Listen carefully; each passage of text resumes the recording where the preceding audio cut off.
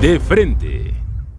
Las heridas del sismo del 19 de septiembre aún siguen frescas. De pronto voltear a ver los escombros, las cuarteaduras en las casas, escuelas, edificios, en iglesias. Nos recuerdan la tragedia vivida aquel día, aquella tarde. Y sin embargo, nos lleva a pensar en la reconstrucción como una añoranza. Y la pregunta es cuándo realmente formará parte de la agenda institucional. Les doy la bienvenida a este programa de análisis y debate de frente. Soy Magda Bastida y saludo con muchísimo gusto a nuestro invitado de hoy. Él es Eduardo Serrano y se encuentra en Durango. Lalo, bienvenido. ¿Qué tal, Magda? Te saludo con mucho gusto. Efectivamente, temas muy interesantes, sumamente importantes, también para debatirlos junto contigo. Déjame comentarte la dinámica que tenemos en este programa. Son 5 planteamientos básicos, 3 minutos para fijar una postura ante cada uno de ellos y 2 de estos temas son columnas publicadas hoy. La primera de estas columnas es Las palabras no se las lleva el viento, una columna publicada en El Financiero escrita por Valeria Moy, en la que básicamente dice que el presidente electo Andrés Manuel López Obrador inició una gira de agradecimiento, pero tal parece que estuviera en campaña. ¿Así lo consideras? Sí, por supuesto. Mira, hay que recordar que Andrés Manuel López Obrador, como caudillo que enarboló la causa principalmente del hartazgo social, no ha terminado en realidad su campaña. Ganó efectivamente las urnas, Magda, pero él tiene que arropar, tratar de llegar en su discurso y mantener a esas personas que le dieron la confianza antes de que tome posesión. Desde luego que se encuentra todavía en campaña y por eso los contrastes en los mensajes que él da a la ciudadanía, que da a los empresarios y por supuesto los que está dando en esta gira de agradecimiento. Pero a ver, ¿no crees que ya pasó el tiempo de los discursos populistas y en este momento tendría que centrarse o focalizarse más en su papel de presidente electo? Digo, ya pasó el tiempo de la campaña, ya llegó el momento en el que él tome las cosas en serio. Magda, estamos juzgando lo que está haciendo Andrés Manuel López Obrador como si fuera otro político. Él es un político hecho de esa manera, es un político que buscó llegar a la presidencia, batalló para lograrlo después de 3 intentos, lo hace y él tiene que mantener su populismo más vivo que nunca. Por eso, insisto, los contrastes que se da en los mensajes que da en Nayarit, por ejemplo, lo que está provocando en este desencuentro mediático. Efectivamente, él continúa en campaña. Podríamos pensar que otro político cambiaría su forma, su estrategia. Andrés Manuel no lo va a hacer. Por eso, desde ahí estamos equivocados pensando que un político como él, un caudillo, va a cambiar de aquí a que tome posesión. Yo te aseguro que se va a extender hasta el sexenio. No, Lalo, inclusive. no. Hay una gran diferencia entre lo que es como tal un político de su talla, de su envergadura, y por la otra parte entre el discurso populista que en muchas ocasiones llega a contradecirse. De pronto llega y argumenta que está recibiendo un país en magníficas condiciones, que no tiene ningún problema económico, que está estable, y hace unos días se avienta una en donde realmente dice que el país está en bancarrota. Entonces, ¿en dónde está la coherencia también de sus declaraciones? Me das la razón, Magda, me das la razón. Y ese intento por reivindicarse, no es válido que esté tratando solamente de justificarse con eso. Cambiar de opinión de un día para otro. Es un político de contrastes. Es un político de contrastes, un político al que tú no puedes meterlo en la línea de todos los políticos que conocemos, inclusive de los de la vieja guardia del Partido Revolucionario Institucional.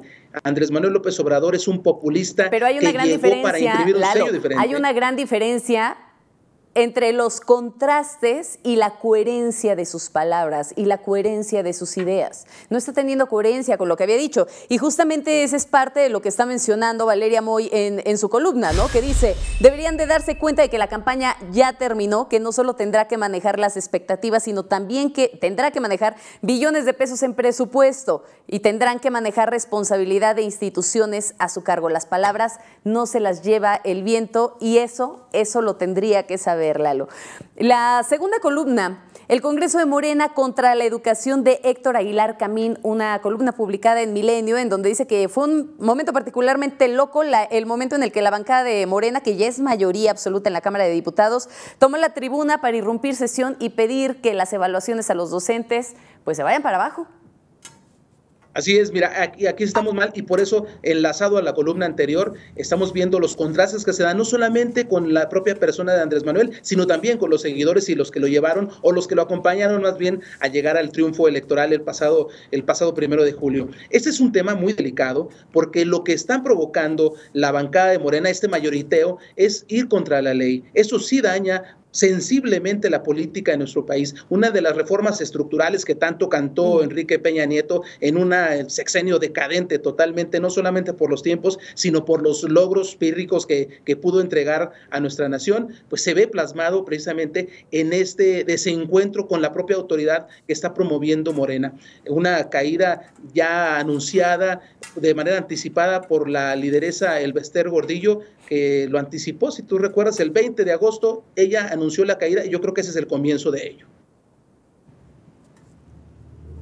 Fíjate que ahí llama la atención lo que comenta justo Héctor Aguilar Camín en el sentido de las declaraciones de Mario Delgado, ¿no? En donde dice que no va a quedar ni una coma de esta reforma educativa y pregunta a Héctor, bueno, ¿cuáles son las comas que les molestan? Pero además de eso me pregunto, pues de todo eso que se está hablando, ¿qué es una cabeza todo lo que se quiere demoler o qué es en realidad lo que se está buscando? Nos lleva quizá a reflexionar, en su momento Andrés Manuel López Obrador decía que el tema de la reforma educativa había sido prácticamente una reforma laboral. Sin embargo, yo te pregunto, pues, ¿será beneficioso el hecho de que también las evaluaciones las estén echando abajo?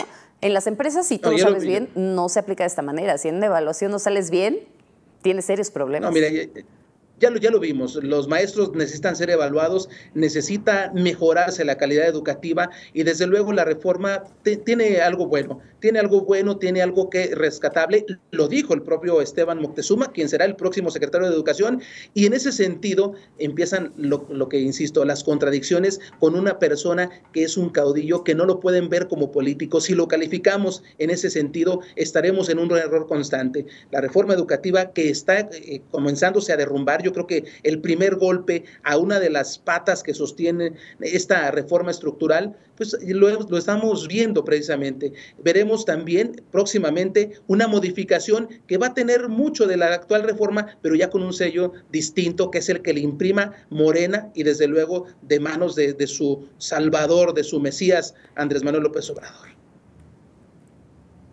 Bueno, aunque realmente ahí, Lalo, no se ha hablado ni siquiera de educación ni de cómo mejorarla. Y para eso bastaría realmente sentarnos a ver toda la sarta de declaraciones que se han dado en los últimos días y ver la realidad. Y la realidad apunta a que los padres de familia prefieren ahorrar unos pesos para mandar a sus hijos a escuelas particulares y no enviarlos al sector público debido a esta carente educación, a este carente nivel educativo que tenemos en el país. Vámonos con un tema más y con esto abríamos pues justamente este espacio de debate, Lalo, la reconstrucción. Es una reconstrucción fallida. Sí, totalmente. Estamos hablando de una inversión millonaria para rescatar las ruinas de lo que provocaron los sismos de septiembre del año pasado. Y estamos viendo que no hay avances sustanciales, que hay opacidad, que hay lentitud, que hay, desgraciadamente, no solamente los saqueos que se dan por parte de algunos vivales, de algunos que aprovechan la tragedia de otras personas, sino también de las autoridades, Magda. Eso es algo que molesta a todos los mexicanos por lo que está ocurriendo en nuestro país. Estamos hablando de que tan solo en Chiapas, que es el estado en el que más recursos ha recibido, el tercer estado que más recursos ha recibido, pues tiene avances de menos del 40%. Esto es algo verdaderamente vergonzoso, que se lucre con la tragedia y que estemos los mexicanos observando que en la solidaridad que en un momento se mostró, la ayuda que se envió, pues no se esté viendo en resultados palpables.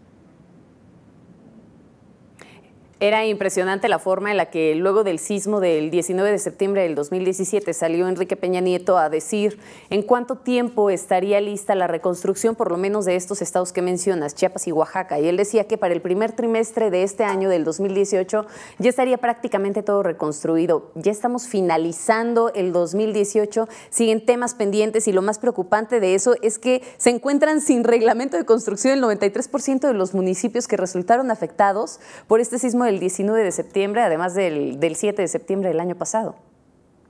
Oye, súmale a esto, Magda, súmale los 3 millones de pesos, tan solo en lo que es la Ciudad de México, para temas de publicidad, de imagen, caray, es por eso insisto que es vergonzoso, pero es el reflejo del trabajo de un sexenio en un desastre natural, reflejado por un desastre político, un desastre artificial que desafortunadamente estuvo al frente de ello el propio presidente de la República. Sus promesas de reconstrucción del país son las mismas promesas en las que vemos truncado el desarrollo de una nación que, más allá de esperar que dé respuesta a esto, espera que se termine para que inicie una verdadera reconstrucción de la zona de desastre, pero también de todo el país entero. Bueno, y es que aquí hay que mencionar una cosa, Lalo, y que es un aspecto crucial. Mientras la tragedia no deje de politizarse, no vamos a poder entrar en el terreno de la reconstrucción. Bastaría nada más con recordar las tarjetas de Bansefi y el escándalo generado pues por este fondo, este fideicomiso también de Morena, que habría que hacer mención de ello.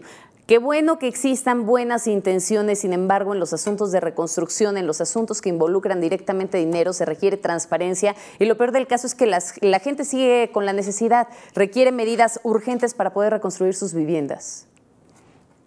Totalmente de acuerdo y una necesidad Lalo, que no veremos en el corto plazo. Seguramente. Y eso nos lleva a un tema más. El tema de la corrupción, que tal parece que ya se ha convertido en la marca de este sexenio. Sí, efectivamente. Mira, Enrique Peña Nieto, toda la gente que lo ha rodeado, han tenido ese sello particular. Pasarán a la historia, pasarán y a la vuelta de algunos años recordaremos a ese sexenio con el que termina la tecnocracia, prácticamente el neoliberalismo aquí en nuestro país. Así parece ser. Con ese sello distintivo de la corrupción, casos como la Casa Blanca, Odebrecht, la estafa maestra, debidamente documentados y en la total impunidad. No solamente es un sello distintivo, Magda, no solamente es algo que ha marcado este sexenio, sino también algo que ha provocado una crisis interesante, importante, de la cual México no saldrá tan pronto. Va a llevarse muchos años y por eso las promesas que llegó a hacer en su momento Andrés Manuel difícilmente las va a cumplir por todo lo que se ha ocasionado, sobre todo en los últimos 3 sexenios. Que justo la última semana salió a relucir también una investigación en donde pues es digamos la continuación de la estafa maestra, en donde se habla de 700 millones de pesos que fueron llevados en efectivo a 10 domicilios, una investigación de Reforma, y luego de ser publicada llama la atención las declaraciones de Andrés Manuel López Obrador, porque menciona que Rosario Robles pues es solamente un chivo expiatorio de toda esta situación y de todo este entramado. Es como una forma de reivindicarse. ¿Es ella un chivo expiatorio y además son correctas las declaraciones de Andrés Manuel? Mira, yo creo que sí lo es. Efectivamente, Rosario Robles es un chivo expiatorio, pero también tiene una responsabilidad grave. Lo hemos visto que en la historia de México prácticamente ha sido así. Es llevar a una persona a un juicio sumario, a un juicio político, llevarlo ante las autoridades que son las mismas que provocan esta caída en la crisis, y eso es lo que ocurre. Yo creo que en ese sentido Andrés Manuel comete un error, ciertamente, pero habla de la realidad que se vive en nuestro país. Encerrando a Rosario Robles no se va a solucionar el problema de todo, tiene que llegar al fondo, tiene que irse al origen de las circunstancias y no es en ella. Sin embargo, insisto, no es una perita en dulce y por sus responsabilidades tendrá que pagar. De hecho, ya hubo el desencuentro en la Cámara de Senadores donde se exige, el propio Ricardo Monreal así lo asumió, estaremos de acuerdo, habrá coincidencias, pero no habrá subordinación en ese sentido. Yo creo que aquí vale la pena poner algunos puntos sobre las IES, y eso es que toda esta situación que se está presentando referente a Rosario Robles y demás, no solamente es un circo, como él lo ha llamado en innumerables ocasiones, sino además son investigaciones que están perfectamente bien sustentadas, y eso vale la pena mencionarlo, y que están basadas en auditorías hechas por la Auditoría Superior de la Federación.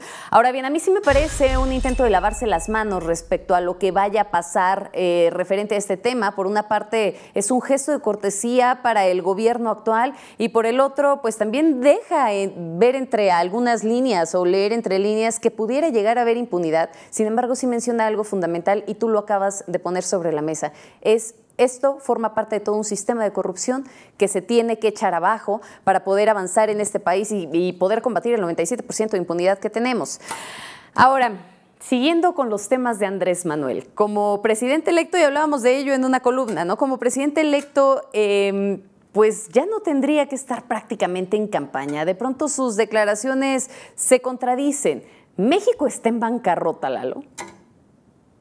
Mira, evidentemente no está en bancarrota, sí está sumido en una crisis y así fue como lo puntualizó Andrés Manuel López Obrador. Y quiero puntualizar también yo que no soy un defensor de las causas del tabasqueño, del presidente electo. Sin embargo, entiendo y quisiera compartirte esto. Bueno, pudiera parecer así y en algún momento ya hasta Chairo salimos. Sin embargo, hay que entender que es una forma diferente de manejar la política, y es la política de un caudillismo que regresó y que estaba perdido durante muchos años en nuestra historia. Regresó y va a ponerle ese sello importante. ¿Por qué razón? Porque él no va a dejar de andar en campaña. Él reinició su campaña en esta gira del agradecimiento, está haciendo lo necesario para evitar que el desencanto social, no el mediático, no el de la clase política, no el del círculo rojo, sino en la sociedad en general, siga manteniéndose, siga viviendo esa llama del amor, así como él lo llama, directamente con los ciudadanos.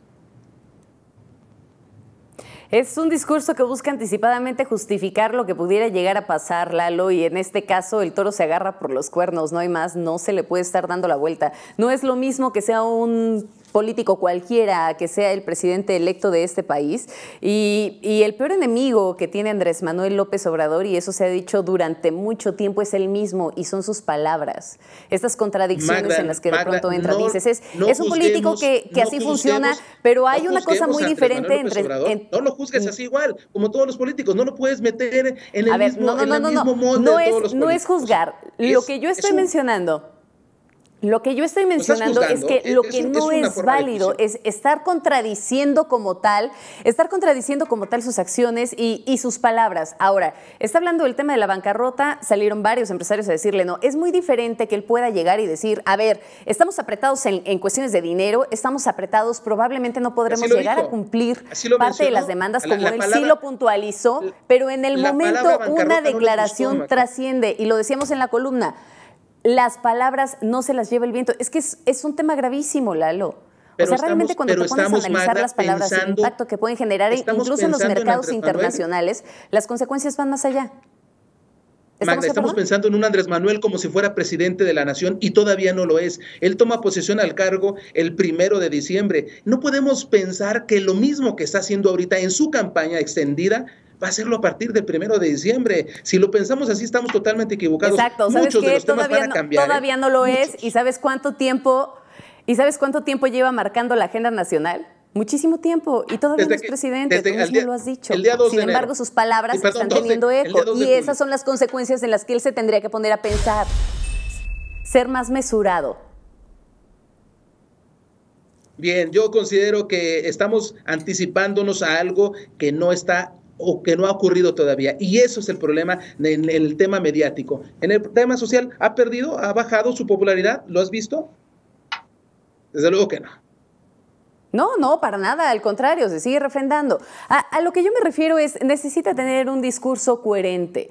No se vale lavarse las manos antes de que las cosas ocurran. Qué bueno, y eso es un tema que le beneficia, qué bueno que se muestre respetuoso de las instituciones. Así debe de ser, y no nada más por parte de él, sino por todas las personas que forman parte de esas instituciones. El verdadero problema es que en muchas ocasiones no se piensa lo que se dice, se dejan las palabras al aire y como tal cada quien va a venir a interpretar las cosas que se han puesto en esa boca que en muchas ocasiones ha terminado contradiciéndose. Bien, mira, sin embargo, te comento una cosa. Andrés Manuel López Obrador ha sido una persona que ha logrado tener un buen clic con la sociedad y también lo ha hecho con los empresarios y lo ha hecho también con un buen grupo del mediático, vamos a decirlo de esa manera. Lo ha logrado hacer. Lo ha logrado hacer. Entonces, esperemos que se concluya con este periodo antes de que cumpla el cargo y veremos un rostro diferente de un presidente, veremos un cambio sustancial, y eso te lo aseguro, aunque muchas de las cosas permanezcan igual, veremos ahora sí al presidente y no a una persona en campaña. Yo eso sí lo aseguro. Pues al final del día, Lalo, esa es la esperanza de México, ¿no? ver un presidente diferente. Es que Andrés Ojalá Manuel y no así es. sea. E insisto, en algún momento las palabras de otro de los candidatos cuando salen a anunciar su triunfo fueron: ojalá y que le vaya bien, porque si le va bien a él, le va bien a México. Gracias, Lalo, por acompañarnos. Gracias a ti, Magda. Muchas gracias. Ha sido un gusto compartir esta mesa con Eduardo Serrano, pero sobre todo con usted. Gracias por el favor de su presencia. Soy Magda Bastida. Nos vemos la próxima.